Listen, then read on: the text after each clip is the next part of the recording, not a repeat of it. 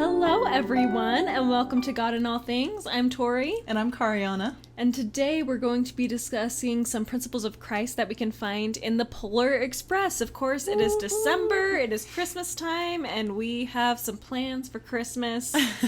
This is actually going to be a very special episode because we're going to be discussing the Polar Express, which honestly shouldn't take too long. There's not a lot that we want to dissect outside of the gospel principle, so it will narrow down a lot what we have to talk about, which is good because we are doing a little gift exchange, which we will discuss more once we get there. But hang on to the end, that will be coming. So let's get into Polar Express so we can get into that fun stuff as well. So first of all, of course, we'll start with a summary. So a young boy begins to have doubts about the reality of Santa and the spirit of Christmas. As he lays in bed reflecting, a train appears from nowhere, coming to a stop right in front of his house.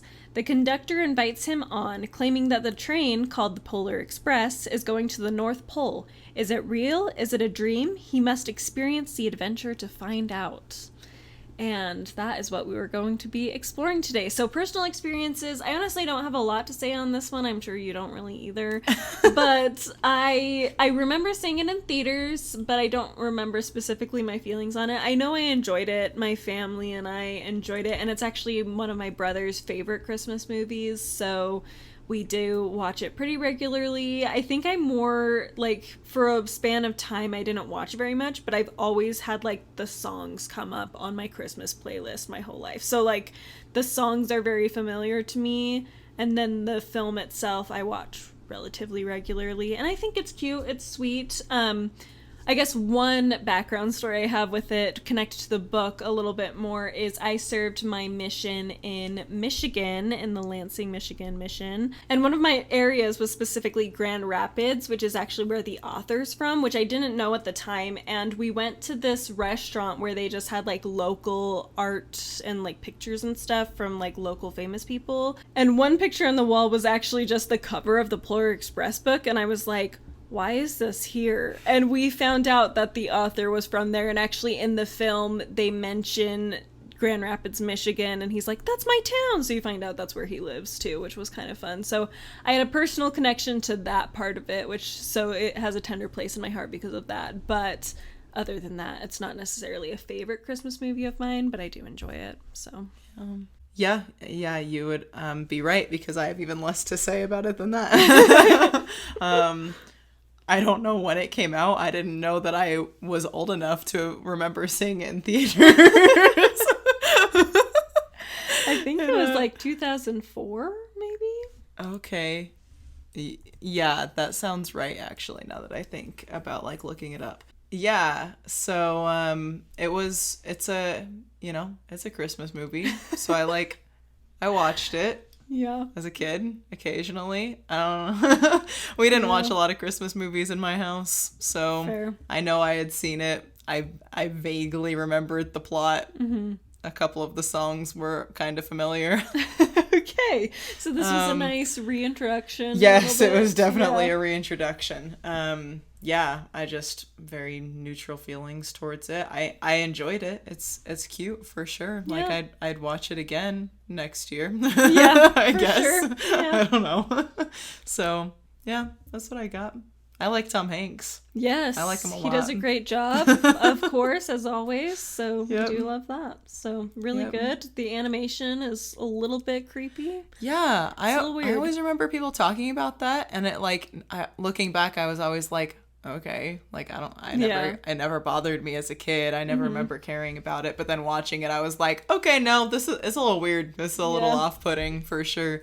With some of the characters, it doesn't bother me so much, but then certain characters, I'm like, yeah. And then sometimes the way they move, they look like they belong in a horror video game. I'm like, why are you moving like that? Yes. Why are you sneaking up on me right now? It's true. It's true. Like, it's this So. weird computer generated feel very much in like an unsettling way. Yeah. Yeah.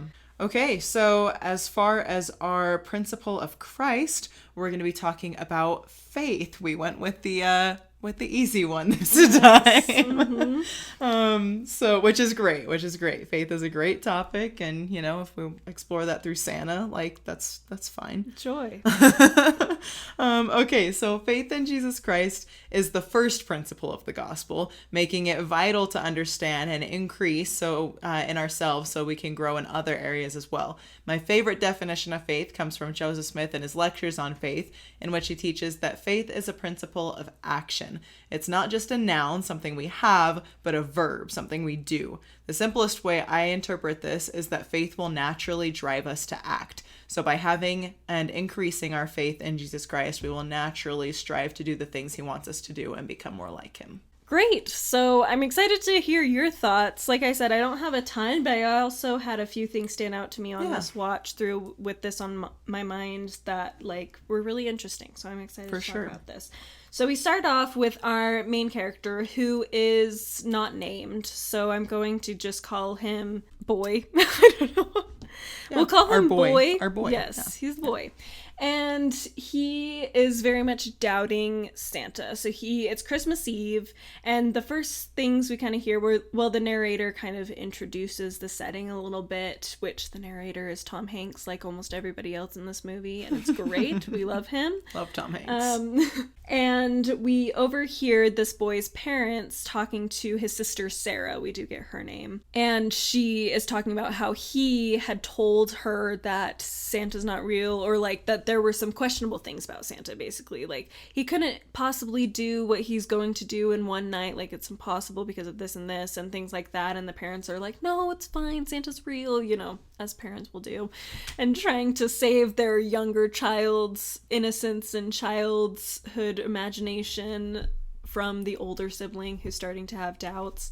Us older siblings. Yes. We're the worst. Always getting in the way of those dreamland times. And after this, I think it's really interesting because we see him actually like seek out like some research. Like he goes to the encyclopedia and stuff. And I mean, this is a moment where maybe he's not turning to the best sources for it. Like if we're looking at it as a symbol of faith in Christ, which I really think the author probably meant it to be. I have no doubt. Yes, I have no doubt. Not just faith. Because of like a lot of the symbolism that's in there that's very kind of religious centered, but also because they're from Grand Rapids, and Michigan's a pretty religious, and Grand Rapids is a pretty religious area. So and it most would people be don't write a whole shocking book to me. Yeah. just talking about having faith in Santa. Right. Yeah. No, especially not one that's so like a little more emotionally driven than I think you would want it to be if it was just about Santa. Anyway, so if we're looking at it from that perspective, one thing that stood out to me was that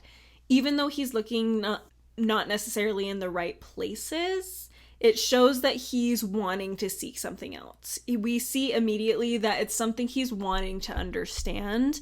He's just kind of letting his doubts cloud out the faith, which we all do regularly. And often it does cause us to turn to sources that maybe aren't going to give us the best answers. Yeah, that was the exact same thing that stood out to me at the beginning. Yeah, he's really struggling, and it almost feels like he's looking for, well, no, I don't want to say that actually. I agree with you that he's going to the wrong sources. I think I believe him that he wants to believe, you know.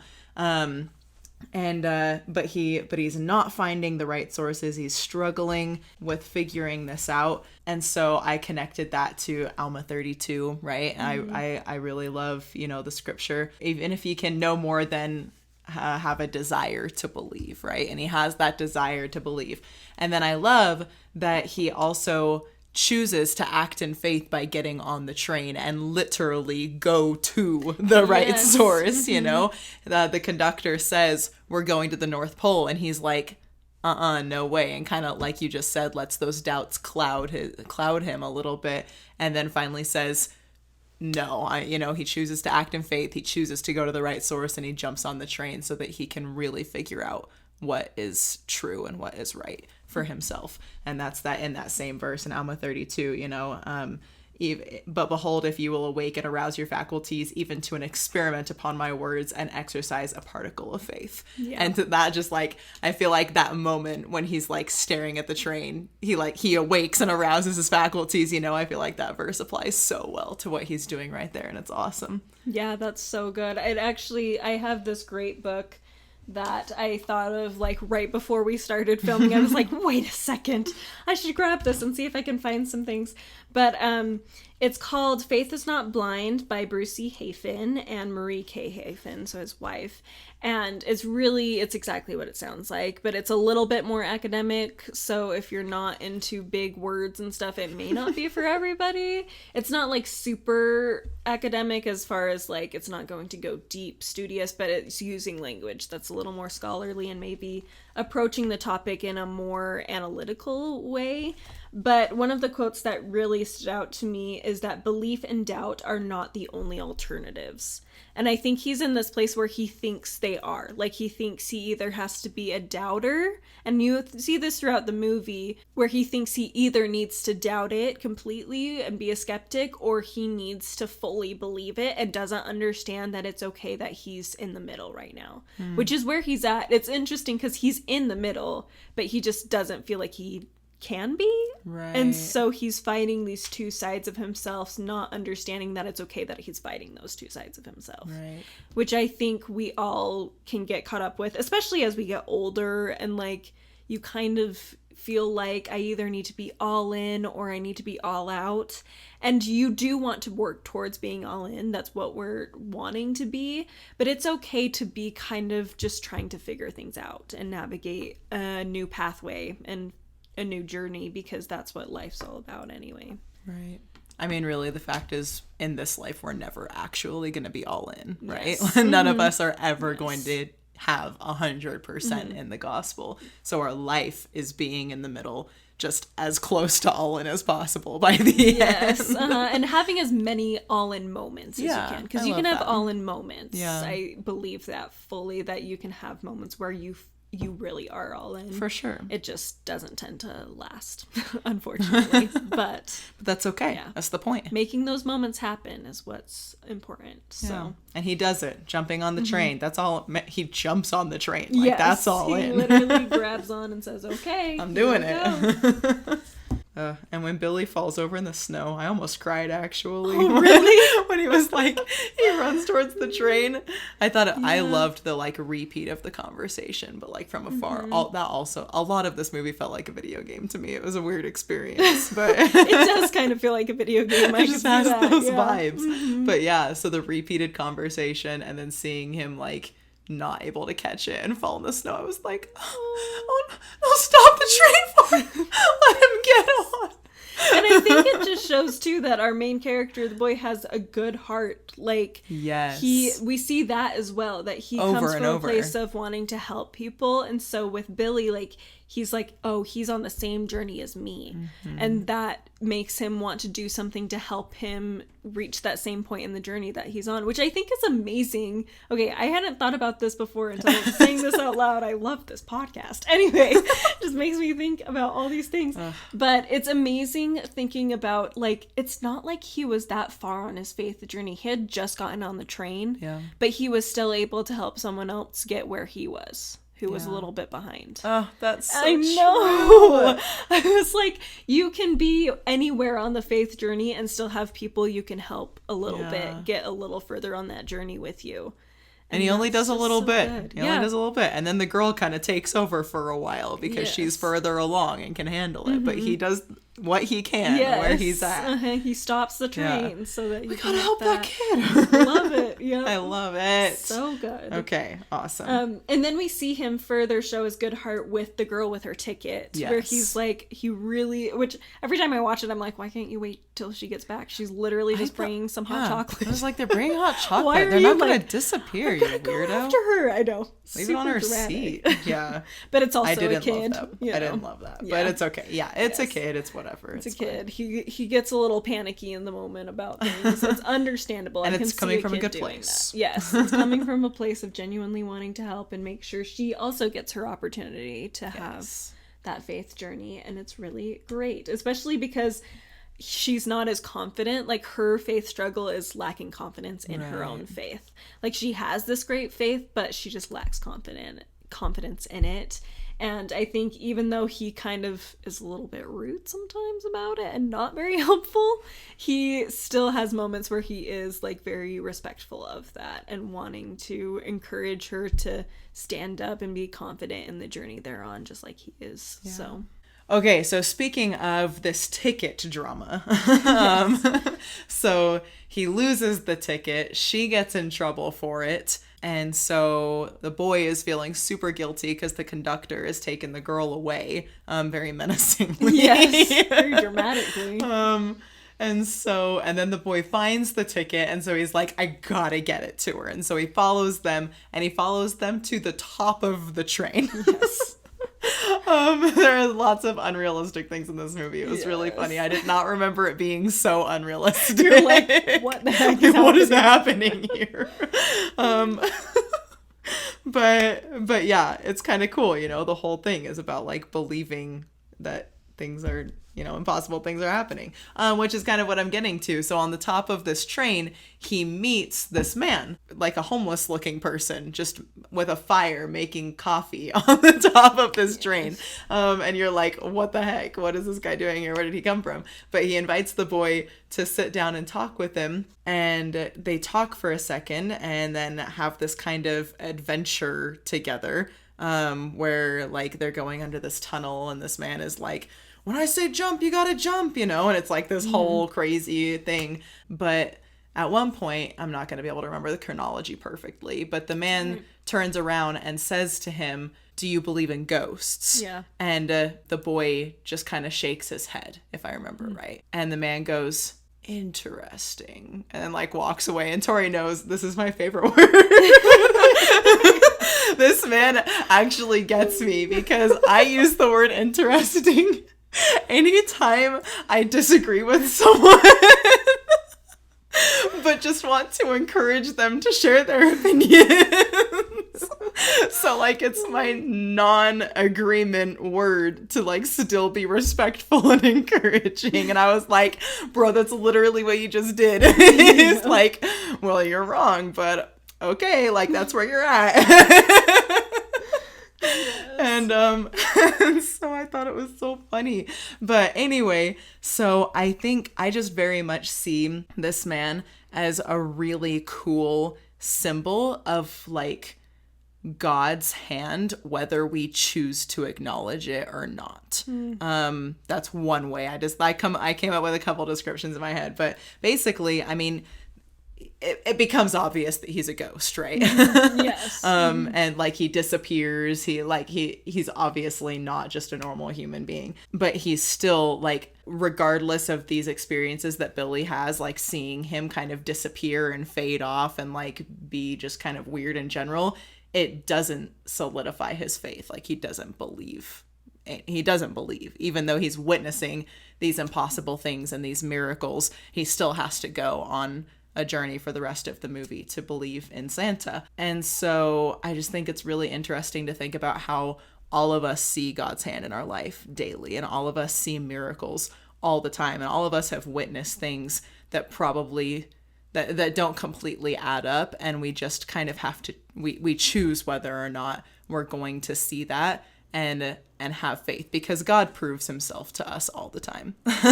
We talk about how like, or I don't, some people talk about how like there can't really be any evidence for God, and there's not, there's nothing like hard and tangible, and maybe there's nothing tangible that you can hold, but like there's evidence all over the place.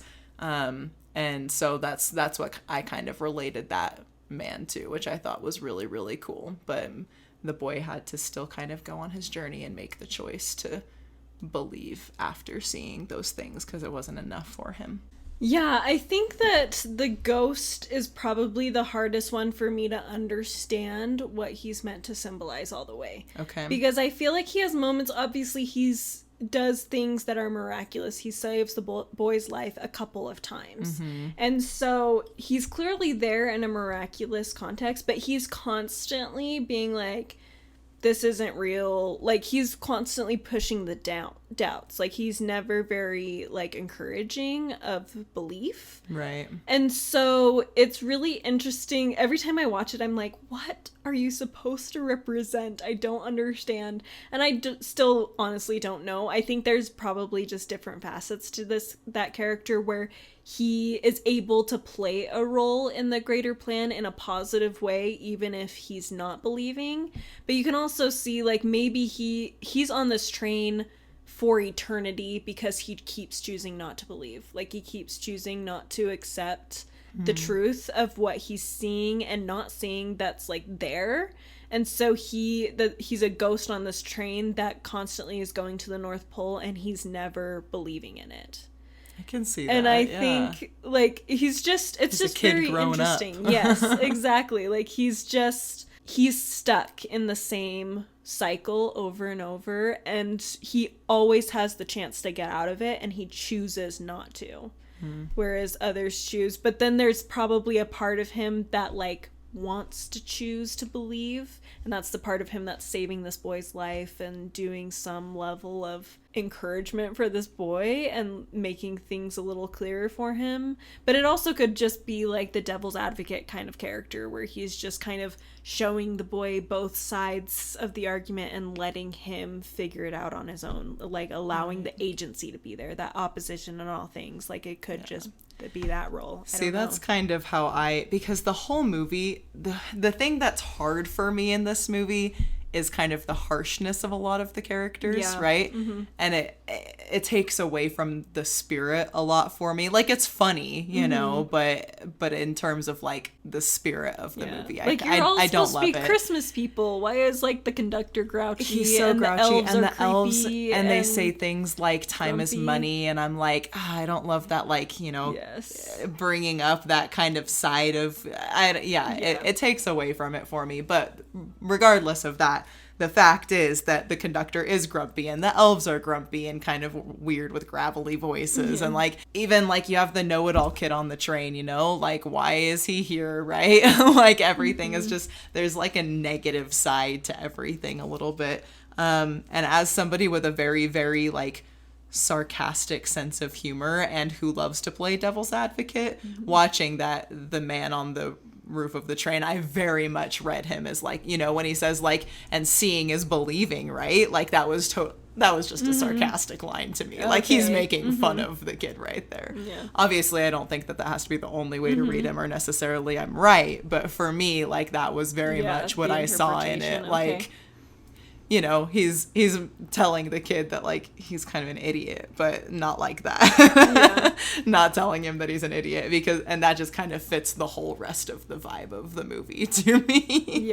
Yeah, I could see that. And I think in some ways he's a foil for the conductor a little bit at certain points. Especially, I mean, you brought up the believing is seeing kind of line, and later the conductor says just the opposite. He says sometimes seeing is believing, and sometimes the most important things in the world are the things we can't see. Right. And I think that showcases, like, that devil's advocate of, yes, sometimes we do need to see things to believe them, but often the things that matter most and are the most real are actually the things we can't see, like God and, like, his plan. We can't physically see that. We can't clearly know for sure in this life. That's the whole point of faith, is to be walking towards that, just trusting that it will work out. I do like that idea of a foil, and I do actually really like the idea of him being a kid who's just kind of, like, grown up stuck because he can't make the choice to believe.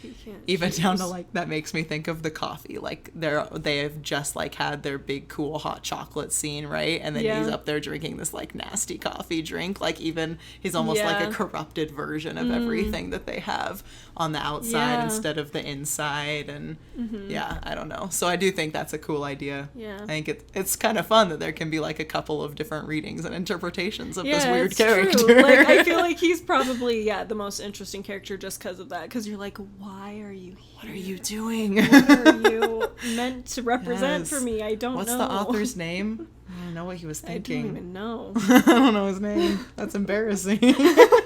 Now we gotta look it up. What are we doing here on this podcast? I don't know where Chris Van Allsburg. Chris Van Allsburg. Yeah, yes. I definitely didn't know that. I would not have. That would not have been it. So remember it at some point, I know the hobo's not in the book, so I don't know. Oh, really? It's a movie add-in. Yeah, the book is a lot more simple. It's really just like saying the train came, it's taking us up, and we go to the North Pole and do the first gift stuff, and that's basically it. All the other stuff is added for the movie. Right. So okay. Yeah. That makes it even more interesting. Yes. They just decided to put a man on top of the train. Yes. That was just a grouch. I don't know. But I guess it kind of also can connect back to what we were talking about at the beginning with him being at a certain place in his faith journey and being able to help people get to there. It's almost like we mentioned that man, he's kind of just stuck where he is on the faith journey, but he still can help people get to where he's at. Yeah. You know, he still is able to... He is on the train. Yes. He's still able to, help people progress that far. Yeah. And keep people alive on the train. He's been staying alive, ish, on the train. You know? Who knows? Who knows what he is exactly, but there you are.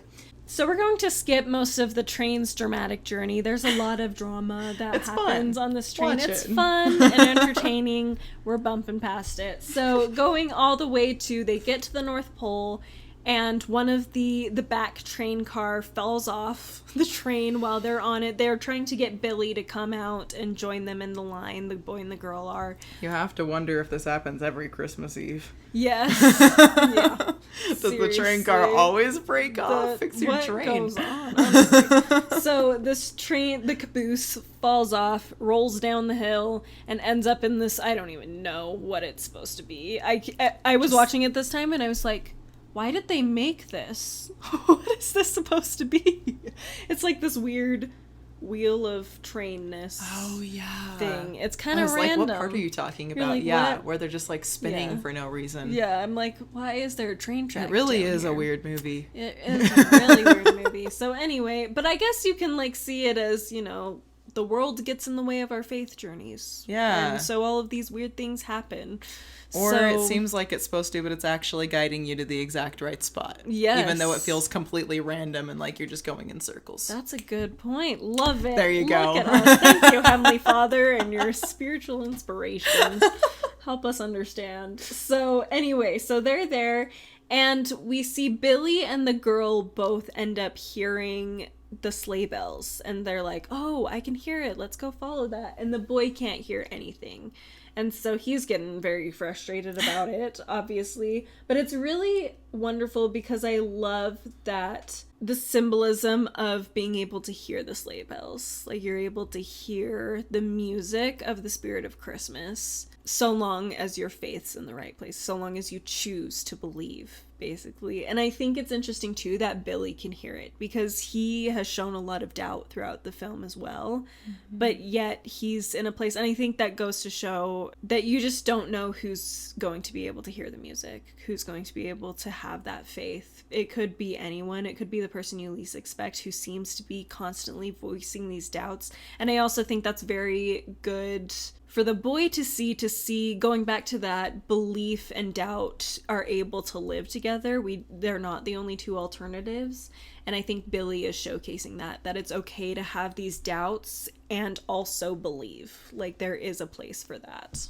Yeah, I really love, I hadn't written anything about it in my notes, but since you brought up Billy, one thing that stood out to me is that he kind of starts, like I mentioned, that repeated conversation, right? He starts in the exact same place as the boy, right? Literally a perfect reenactment of what happened. And then he almost seems like, if we're putting the words doubt and faith on it, he almost seems like more of a doubter. He goes to this separate little train car, when he's by himself and he won't talk to anybody, right? Whereas the boy is at least trying to figure out what's going on and giving everybody a chance. But I really love in this moment, I feel like it makes it really clear that they're different because we're all... A faith journey is a faith journey. There are similar checkpoints and stops and things that get in the way and that help us, right? We can all read the scriptures and increase our faith. and we're all going to come to similar places, but we all also are different from each other. And so, you know, Billy makes the comments like, Christmas just doesn't work out for me. And I think that the boy can't relate to that comment. And then the fact that Billy gets to hear the bells, right? I like that it starts out showing that they're on this very, very similar journey, but then they're different from each other at the same time, and continue along at their own paces and in their own ways with their own experiences. That just stood out to me a little bit, that I thought was cool. Yeah, I really like that. But then I also liked the fact that you mentioned choosing to believe specifically, because that's what I found in writing my notes. I was like, this movie is about choosing to believe. Like, the word choose is in every single note that I have.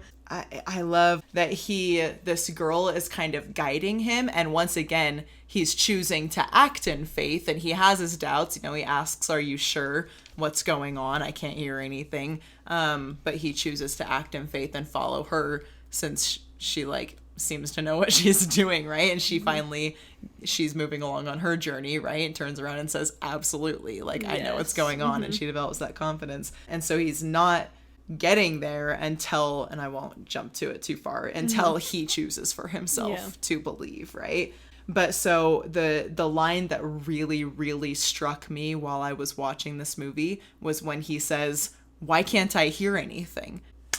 Man, that just like, it hit me so hard when like they're just running and so excited and going, and they're, you know, they can hear it and they know what's going on, and they're so excited to go and to learn more and to see, right? And he's back here, why can't I hear anything? And I was like, oh man, like, don't I get that, you know? Like, why can't I hear anything?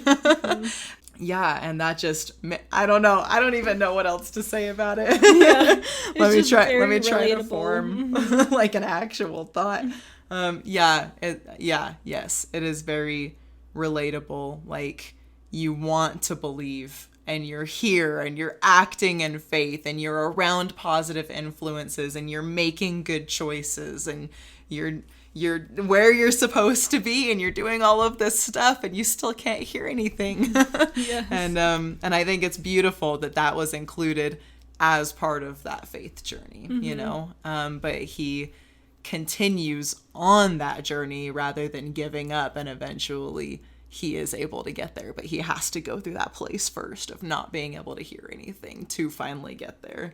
I just loved it. Yeah. And I think part of his journey too at this moment is gaining the humility to trust in their faith. Because in the past he's been kind of like, okay, whatever, and he even questions her all the time. He's like, are you sure? Right. Are you sure? And eventually he seems to get to the point, well, it helps when she becomes more confident in herself too. Yes. And having faith in her own faith, that he's then able to be like, okay, I'm just going to trust you guys then, because clearly I'm not in the right place to hear. And so I'm going to trust that you guys can, because I've gained that respect for you. And I think it's okay for periods of time to have to rely on other people's faith and other people's ability to hear the Spirit, especially when you're just at your low points and you're like, I can't feel the Spirit, I can't hear God's voice or see him in my life very well. Trusting that other people can is a huge important step to helping you to get out of that position, I think. Yeah. And I love that's a lesson as well from her perspective, to be the kind of person who somebody can respect enough to trust during that difficult time, because we turn to people who we love and respect and know that we can trust them to lead us to the right place. And so I think it's important when we're doing well to be that person and to make those connections and to reach out to people and to be kind, so that people can turn to us in their moments of crisis. So flashing forward again, they go on another big adventure and end up back at the main place they're supposed to be at. The conductor's so happy to see them. Miraculously. Amazingly, time has not passed at all. They've got nothing but time. They've got time to kill, as they say. My family quotes that line all the time. That's really? The one line from this, so where funny. we'll be like, we've got nothing but time. We've got time to kill. I didn't even remember the fact that time, like, stands still. That Yeah. was all new to me. I thought it was so funny that they, like, called themselves out on it when he's like, it's been 5-2 for an hour. I was like, what the heck? Why?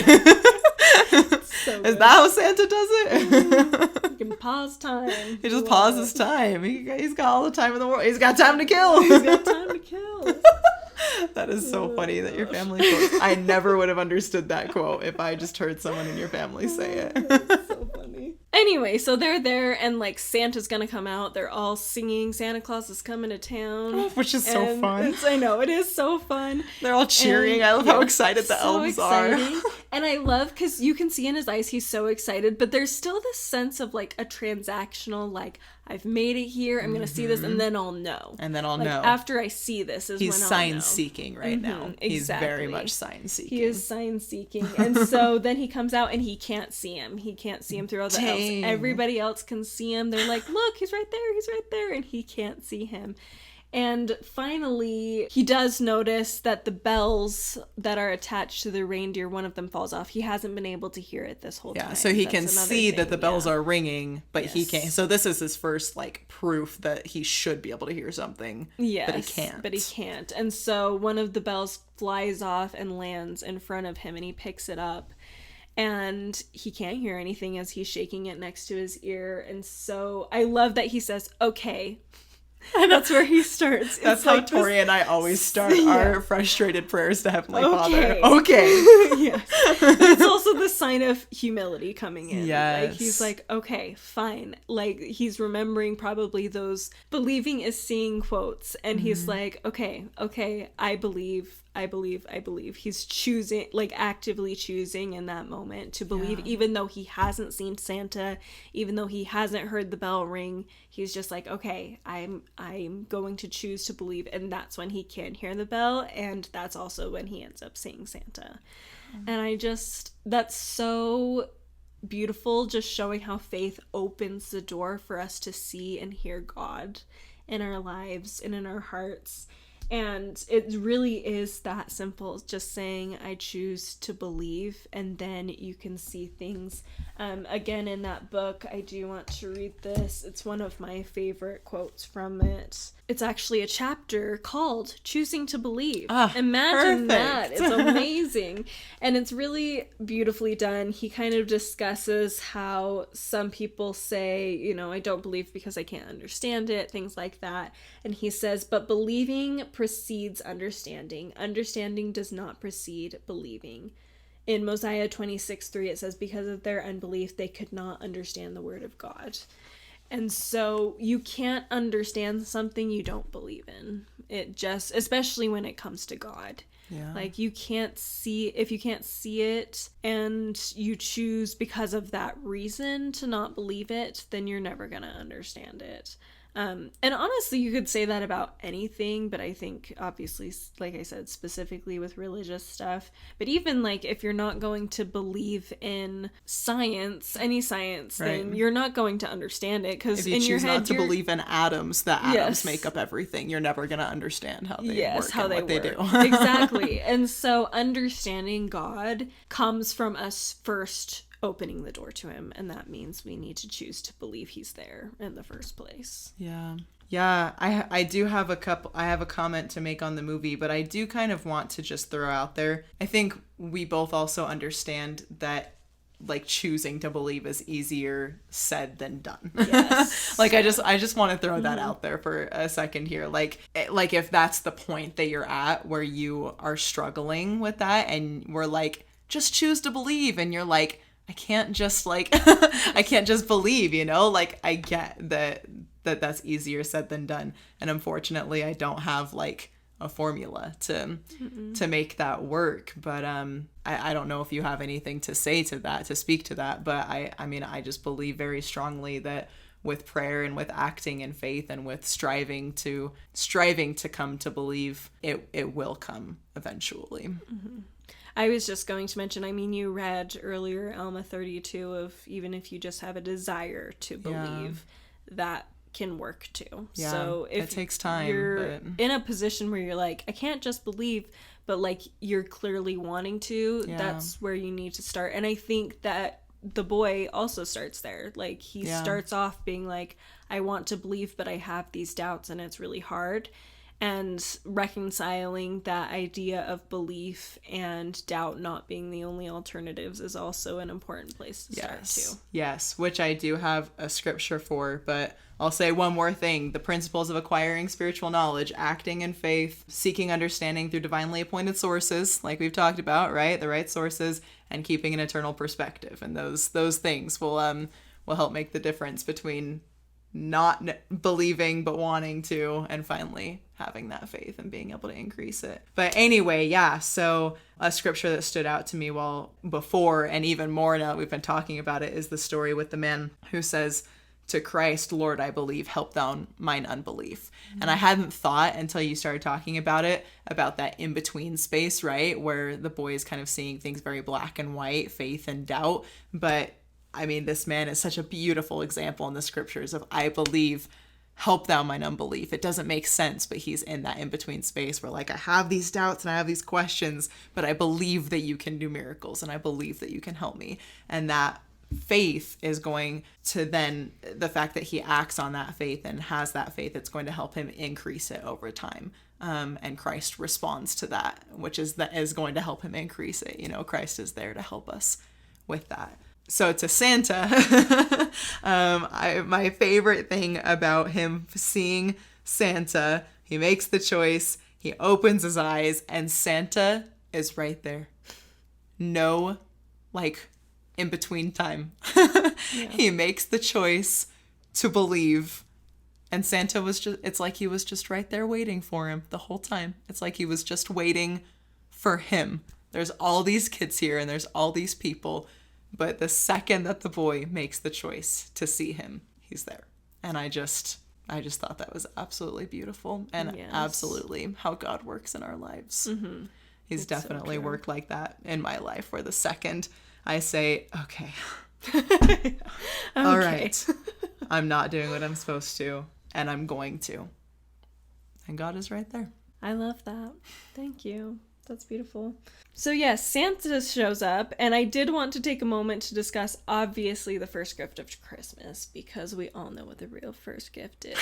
But let's kind of discuss this a little bit. So I love, first of all, that they call it the first gift of Christmas, because that's obviously very symbolic of Christ being the true first gift of Christmas. Mm-hmm. He's the reason why we celebrate it at all. And he is the greatest gift that could ever be given, being our Savior. And so that is such a touching thing. And I love in this movie that the first gift that the boy ends up choosing when he is offered to choose one is the bell, which is a reminder of everything he's learned. Like, that's what he sought out, was a reminder and something he could keep with him to help him always remember the faith that he has and the person who's there watching out for him. And I love that we have so many things in our own lives that we can use as reminders. And how often do we seek those things out? Like, how often when we are struggling do we seek out reminders? Because that's so important for us to continue down our faith journey, because it is so easy to backtrack.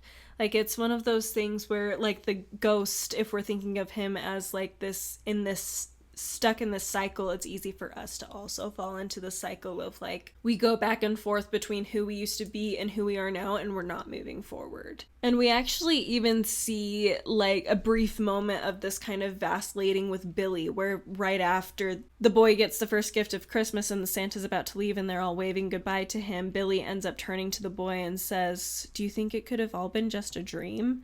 And so, like, Billy, who's been pretty strong with, like, he can hear the bells, he's continuing forward, is having a little bit of a moment of, like, wait, are we sure about this? And the boy immediately is like, no, it's not a dream. Like, he's grasped onto that belief so strongly, but we do see that little bit of wavering in Billy, which I really appreciate because it is so easy to waver. Like, I was even thinking, as we were also discussing a little bit earlier about that help thou my unbelief, I believe help thou mine unbelief. I think sometimes we have strong belief in one area and not in another. Like, I know for me, probably my biggest struggle is like, I always have belief that God's there and Christ is there. Like, that's never really been a doubt for me. I have been blessed with the gift of a testimony of that, but maybe I have a lot of difficulty believing in God's ability to help me in certain areas of my life. Like, there's certain areas of my life where even now I just really struggle to actually believe that God will help me through it. I want to believe, and I have this smidgen of like, but I know he's helped me in other areas of my life, so why would he leave this part of my life to be not taken care of, especially when it is such an important one? But I have a lot of struggle, like, really seeing it because I haven't really felt like I've seen it much before. And so that reminder to hang on to what we do know and also seek out the reminders of what we've experienced in the past is a really impactful thing to me that I really loved. That was, especially on this watch through of this movie. Just to kind of wrap up this movie, we actually do see that the boy does have a moment of vacillation because he loses the bell. He loses that reminder and he's like, oh no, they're like getting ready to go get it, but then the train starts moving off and they're done. And so he's lost it. And so he wakes up the next morning and it's almost like nothing really happened. And he's like, what in the heck? And like, as he pulls on his robe, which he did at the beginning of the movie, it tears again, puts the hole in it, and the marbles fell off just like it did earlier. So he's like, oh, maybe it was a dream and it just like happened again because it was like the same marbles and everything. He's like, oh. And so there's a little bit of question, you can tell, and he's a little bit disappointed by Christmas morning and is like, oh, maybe it was just a dream and it was silly. And then they find this little Christmas present under the Christmas tree, and it is the bell, and it has a little note from Mr. C telling him that he had left it in his sleigh, and this boy, he can still hear the sleigh bell when he rings it. His sister can hear, and he mentions that over time everybody stopped being able to hear the bell. His sister did, a lot of other people did, but he never stopped believing, and it was because it was a reminder to him, and he had continued to make that choice to continue to believe. He continued to remember the experience he had and hang on to that, even when it probably got hard to continue to hang on to such a belief. And we can do the same thing. We can choose to hang on for longer than just a moment and continue to hear the bell. And maybe it will go silent for us sometimes because we're in a point of our life where our belief is maybe wavering for a second, but we can always bring the sounds back. We can always bring those jingles back. The jingles. Cute. That's how we should refer to faith now. Yes, the jingles. Everybody start saying that. Believe. Choose to believe. And don't think that doubt and faith are mutually exclusive, because they're not necessarily. So you can have both for sure.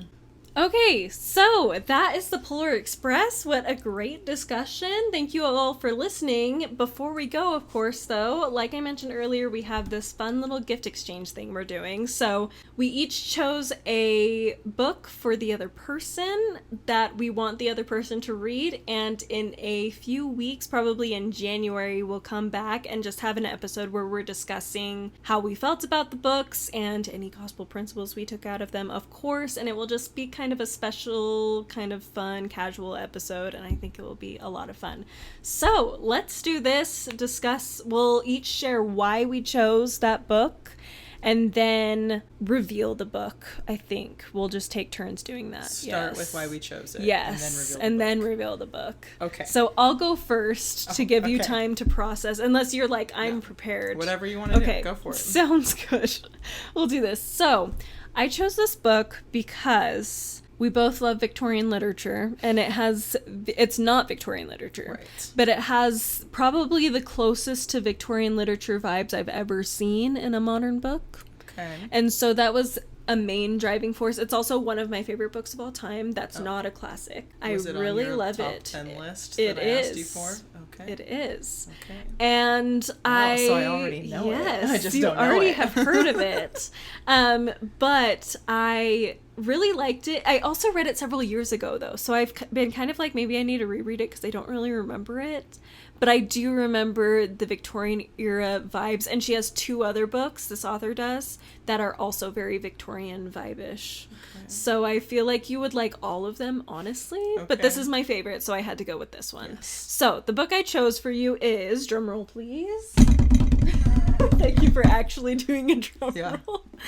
It is The 13th Tale by Diane Setterfield. Okay. So this story follows a young woman who works at her dad's bookstore that's kind of like a more collector's kind of bookshop. And she's a little bit of a writer, and this famous author who's like kind of like known to be the Dickens of her time. Like, she's very prolific and like people love her works and stuff. She ends up asking her, she's always made up her life story. Like, she is notorious for like doing interviews and not telling the truth about her real life. And so she asks this girl who she doesn't know, this person's like, why are you choosing me to write her biography? The actual truth about her life. And so this book is kind of a mix of, we're learning a little bit about the main character who's writing the biography, and then we're also learning the truth behind this woman. But it very much has like Jane Eyre, Wuthering Heights, very Bronte vibes. Excellent. Very gothic Victorian literature vibes. Oh my goodness, okay. And it's fabulous. Okay, so, I'm so excited. Yes, and I'm not the only Victorian literature lover who likes this book. Okay. So that's why I feel a little more, I hope you enjoy it. Okay. There's like a small part of me that's like, maybe she won't, because it's been so long since I read it. I'm like, what if there's things in it that maybe she won't like? I don't know. That's okay. But I feel relatively confident that you'll like it. So that is my choice for you. Tale. Sweet. Yes. I can't wait to read 1 through 12. Yes. Right? You're so Thanks funny. for just agreeing with that. Wow. What a dad joke. Thank you for that. That was great. Okay. All right. So my book I also read it several years ago, but I basically discovered it by... Tori knows this about me. I don't think I've shared it on the podcast yet. For a long time, I've always loved reading, but for a long time, I like hated everything I read. And hated might be a little strong. Like, I liked books, but I was always like, I love reading, but like, I never walk away from a book being like, oh my gosh, I love this book, you know? And I was like, I think I started to realize that other book lovers did do that, and I was like, wait a second, why don't I feel like as excited as they all do? Like, I love reading and I keep reading books, but and then I heard a quote somewhere. Well, I probably heard this quote after I discovered my genre, but I heard a quote saying like, everybody is a reader, just not everybody has discovered their genre yet. Mm-hmm. That's not the exact quote. And for me, that was discovering Victorian literature when I was a senior in high school. I was finally like, oh my gosh, this is books, right? But before that happened, I remember a period like earlier in high school being so frustrated. Like, why don't I like any books? And I had this memory of like one time just grabbing a random book off of a bookshelf in a store and getting it and loving it so much. And so I was at a bookstore with my friend and I was like, I'm just going to do that. I'm just going to find a book with a super cool cover and a weird name and like test my luck, like test if I'm able to just like pick a random book and like think it's super cool, you know? Mm-hmm. And it worked. I didn't love it as much as the first one that I had done that with, but almost. So, and why I thought of you, it follows 3 different perspectives. It's one of those books where like you never like fully maybe know what's going on. Okay. Or I also think that I'm pretty dense, so maybe you'll read it and be like, no, I knew what was going on. There's at least one perspective, though, where they like always try to keep you hanging. And I think they try to keep it, I think the point is to kind of keep it a question the whole time. Like, is this real? Is it not? What's going on? You know, and it's never like fully settled, if I'm remembering right. Mm-hmm. But then it's also it deals with like time travel type stuff. And it goes to the 1800s. Victorian authors become characters in the novel. So like this lovely. is where I learned about Henry James, because he's a character in the novel. Okay. H.G. Wells is a main character in the novel. So that like one of the perspectives kind of starts to deal with them, and this like group of authors kind of become players in what's going on, and so there's kind of this like literary feel and turn to it, even though it's not really trying to write like a Victorian novel, you know. But yeah, so I think that was most of the inspiration, where I was like, it's kind of fun that it like deals with authors, and then it's kind of like just weird and keeps you on your toes, you know, and it's just a good time, you know. So the book is, ooh, it's chunkier than yours. Ooh.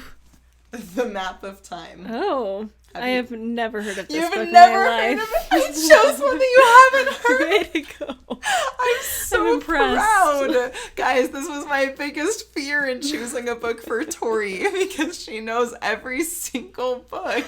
And so I'm so happy that you haven't even heard of it. Now I don't even care if you like it or not. I love it.